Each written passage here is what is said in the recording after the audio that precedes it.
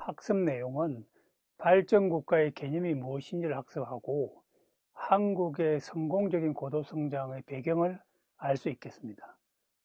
학습 목표는 첫째는 한국 고도 경제성장의 성공 원인을 알 수 있고요. 두 번째는 발전국가의 개념을 알 수 있고, 세 번째는 한국의 경제체제가 변모한 역사를 알 수 있습니다. 오늘 강의 주제는 산업화 발전국가 전략입니다. 제가 여러분들께 말씀드리고 싶은 내용은 어떻게 해서 대한민국이 짧은 기간에 성공적인 그리고 고도의 경제 성장을 이룩할 수 있었는지 그 원인에 대해서 말씀을 드리고자 합니다. 한국이 고도 경제 성장을 이룩한 원인에는 여러 가지가 있을 수 있겠습니다만은 그 중에서도 제가 강조하고 싶은 원인은 바로 발전국가 전략이라고 하는 것입니다. 한국은 70년 전에 식민지에서 해방이 된 직후 한국 전쟁을 겪으면서 모든 것이 파괴된 세계에서 가장 가난한 국가들 중에 하나였습니다. 그렇지만 그동안 비약적인 경제 성장을 이룩하여 오늘날의 한국 경제 위상은 어떤 글로벌한 위상을 갖추고 있습니다. 그래서 먼저 한국의 경제 성장의 역사에 대해서 말씀드리기 전에 현재 한국 경제의 위상이 어느 정도인가에 대해서 먼저 소개해 드리고자 합니다. 오늘 한국 경제 위상을 알아보기 위해서는 어떠한 기업들이 한국에서 글로벌한 위상을 갖추고 있는지에 대해서 소개해 드리는 것이 좋을 것 같습니다. 삼성, LG, 현대, 기아 이러한 기업들은 글로벌 기업입니다. 글로벌 기업이라고 하는 것은 생산과 판매와 개발 모든 부분에서 전 세계적인 네트워크를 가지고 있는 기업을 말합니다. 또한 IT 기술에서도 한국은 세계적인 선두를 차지하고 있습니다. Korea is one of the early countries to use the internet. 한국은 인터넷을 사용한 가장 앞선 국가 중에 하나다 라는 이 말은 구글 회장인 에릭 슈미터가 한 이야기입니다. 오늘날 우리는 제4차 산업혁명 시대를 이야기하고 있습니다. 4차 산업혁명이라고 하는 것은 이제 정보화에 기반한 새로운 경제 발전을 이야기하는 것이고요. 이러한 측면에서 본다면 한국이 그동안 고도의 경제 성장을 이룩했지만 그것이 과거에 국한되는 것이 아니라 앞으로 미래지향적인 관점에서 볼 때에도 한국의 경제 성장의 잠재력은 매우 크다라고 볼 수 있겠습니다. 이뿐만이 아닙니다. 한국의 경제 성장은 문화적인 발전에 의해서도 뒷받침되고 있습니다. 우리가 흔히 한류 물결이라고 부르고 있는 K-팝이라든지 드라마, 영화 이러한 한류 물결이 전 세계에 큰 반향을 불러일으키고 있습니다. 또 하나 제가 말씀드리고 싶은 포인트는 바로 한국이 세계 최초로 원조를 받던 국가에서 원조를 주는 국가가 되었다고 하는 것입니다. OECD 다크라고 하는 기관이 있습니다. 이것은 OECD 산하에 있는 세계 ODA 제공 국가들의 위원회와 같은 것인데 이 위원회에는 모든 OECD 국가 회원국이 다 참여할 수 있는 것은 아닙니다. OECD 국가라고 하는 것은 지구상에서 비교적 잘 사는 나라들이 회원국으로 참여하고 있는 기구인데 이 회원국 중에서도 해외 원조의 적극적인 나라만이 이 다크에 가입을 할 수 있습니다. 한국은 1996년에 OECD 회원국에 가입했지만 2009년이 되었어야 이제 적극적인 해외 원조를 제공하는 나라의 위상을 갖추게 되면서 가입하게 되었고요. 이러한 측면에서 본다면 한국이 단순히 경제 발전에서만 성공한 것이 아니라 이제는 그 발전된 경제 과실을 세계 다른 나라들에게 제공할 수 있는 명실상부한 선진 경제 국가가 되었다라고 말씀을 드릴 수 있겠습니다.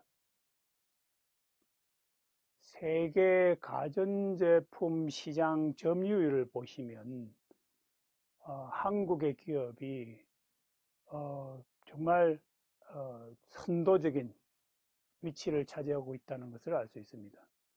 세계 가전제품 시장 점유율에서 삼성전자가 32.4%로 1위를 차지하고 있고요. 2위를 차지하고 있는 기업도 한국 기업입니다. LG전자가 18.7%를 차지하고 있고요. 3위를 보시면 일본의 소니가 7.1%로 3위를 차지하고 있습니다.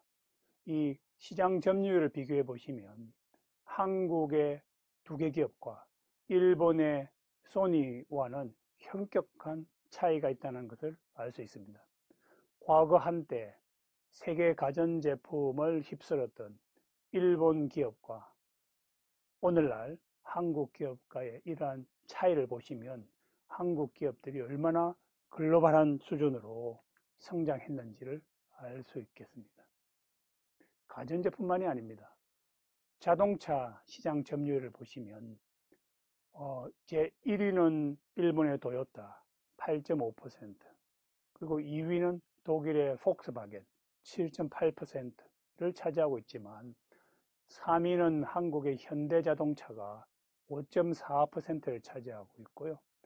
그 뒤를 이어서 미국의 포드, 일본의 혼다, 그 다음에 일본의 닛산, 그 다음에 미국의 시보레, 그 다음에 한국의 기아 자동차, 그 다음에 메르세데스, BMW, 뭐 이런 기업들이 있습니다. 이렇게 보신다면 비록 자동차 시장에서 한국 기업이 세계 선두의 위치를 차고 있는 것은 아닙니다만은 적어도 일본, 독일, 미국과 견주어서 세계 자동차 시장을 선도하고 있다라고 볼 수 있고요. 과거 100년 전에 세계 자동차 시장을 선도했던 그런 서구 국가들과 그리고 비록 뭐 뒤늦었지만 자동차 시장에 뛰어든 일본과 비교해 볼 때 한국은 아주 늦게 자동차 시장에 뛰어들었음에도 불구하고 거의 세계 굴지의 기업들과 함께 경쟁하고 있다라는 것을 볼 수 있겠습니다. 조선 시장에 대한 점유율을 소개해 드리겠습니다. 세계 조선 시장 점유율을 보시면 한국의 선박 제조회사가 전체 세계 시장의 43%를 차지하고 있습니다. 비록 중국이 41%를 차지하고 있지만 그 경제의 규모나 국가의 규모와 비교해 볼 때는 이 한국의 시장 점유율은 정말 주목받을 만한 그런 규모다라고 볼 수 있고요. 과거 한때 세계 1위의 점유율을 차지했던 일본이 불과 7%를 점유하고 있다는 것을 비교하면 한국의 세계 조선시장 점유율은 괄목한 그런 실적을 차지하고 있습니다. 지금까지 제가 가전제품, 그리고 자동차, 그리고 조선과 같이 우리 일반인들에게 정말 긴밀하게 그리고 친숙하게 필요한 그런 제품들에서 한국의 기업들이 세계 시장에서 크게 기여를 하고 있다는 것을 우리가 알 수 있고요. 한국이 주로 어떤 나라에 수출을 하고 있는지에 대해서 간단하게 소개를 드리면요. 가장 큰 한국의 교육 시장은 중국입니다. 중국의 해외 시장 점유율이 26%가 되겠습니다. 그리고 그 다음으로는 미국이 16%를 차지하고 있고요. 세 번째로는 지금 떠오르고 있는 신흥 경제 시장이라고 할 수 있는 베트남이 10%를 차지하고 있고, 홍콩이 6%, 그리고 일본이 5%를 차지하고 있습니다. 만일에 우리가 여기서 중국과 홍콩을 합산을 한다면 한 32% 정도의 한국 제품이 이 중화권 경제로 수출이 되고 있다는 것을 알 수 있고요. 또 한편으로는 과거의 한국의 제1 수출 시장이었던 일본이 지금 크게 줄어들고 있고, 그 다음으로 두 번째로 수출 시장이었던 미국도 지금 점차 줄어들고 있고, 이제 중화권 시장이 한국으로서는 황금 시장이 되어 가고 있다라는 것을 알 수 있겠습니다.